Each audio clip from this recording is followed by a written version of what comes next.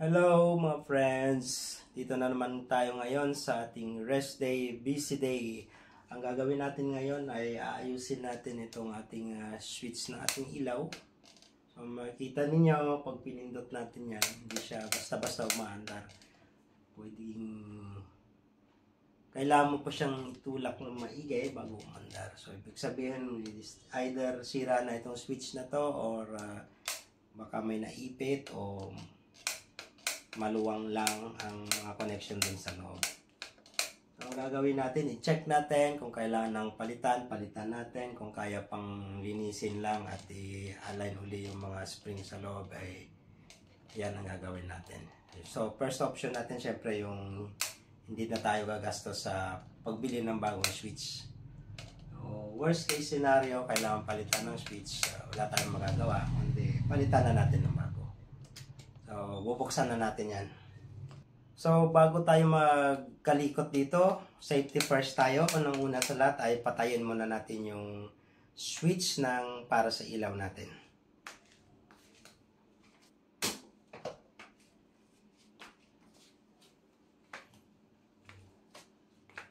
So, yan, madilim na. Gamit tayo ng headlight natin para makita natin ang ating ginagawa.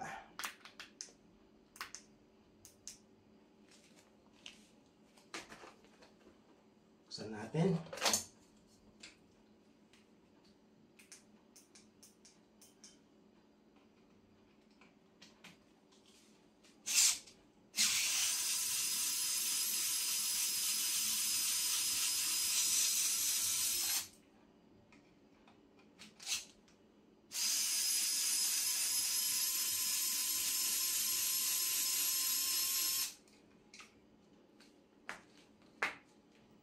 Ilapit ko lang yung camera para mas makita ninyo.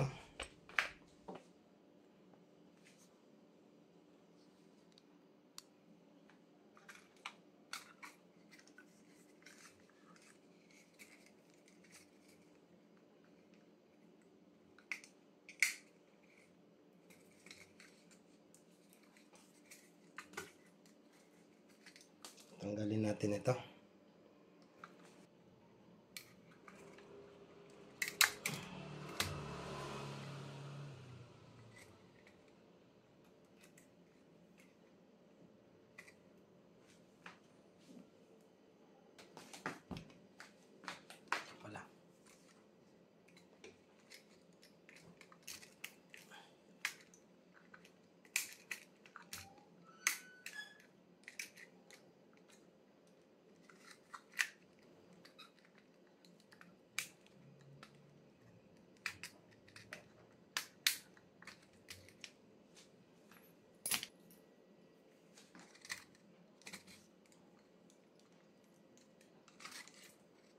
Mahirapan kayong makita, no? Para matanggal yan, sinisikwat yan dito. Yan.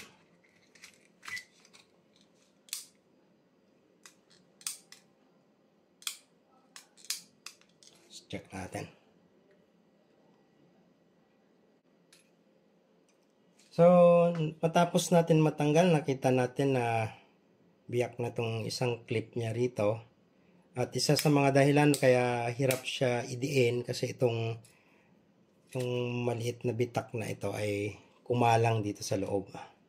Although medyo matibay pa naman yung kapit nito dahil isa lang naman ang natanggal. Itong tatlo dito is kumakapit pa naman. So ngayon okay na siya bukas sara. So baka pwede na ito. So ikabit natin muli para ma-check natin kung okay na ba siya.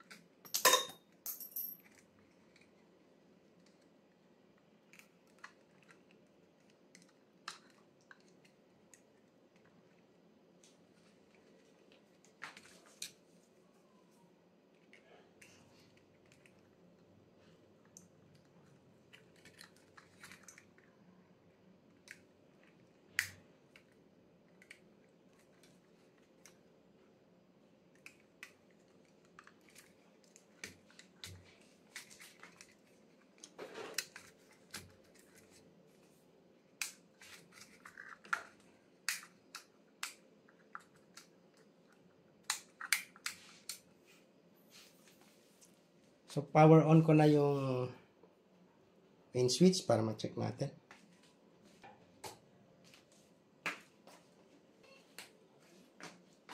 So, ito kanina yung may problema.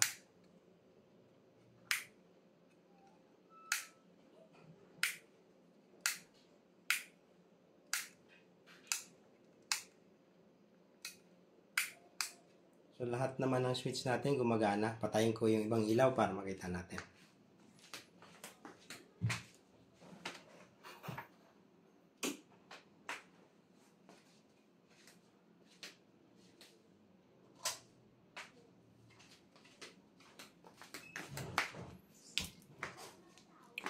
Yung pinaka main concern natin kanina is itong nasa gitna. Ngayon, check natin.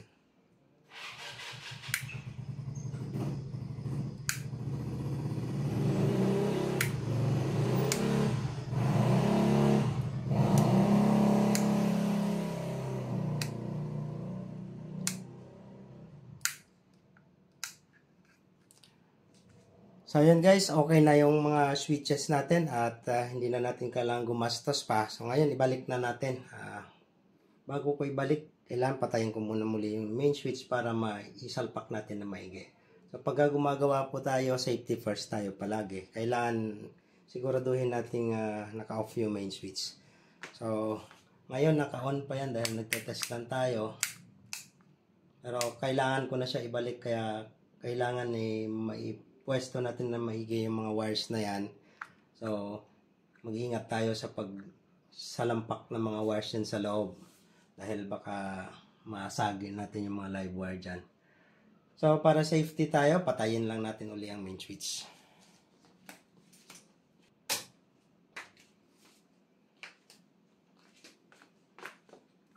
Ngayon, babalik na natin.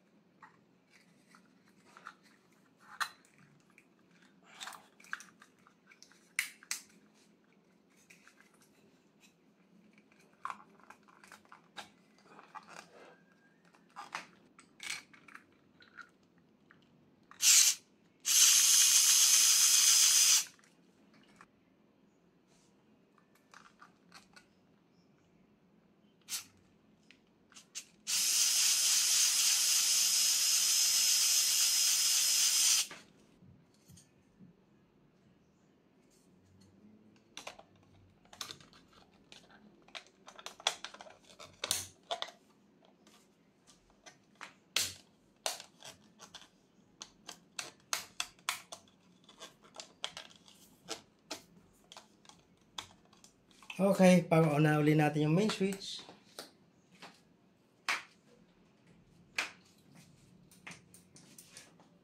At final testing tayo.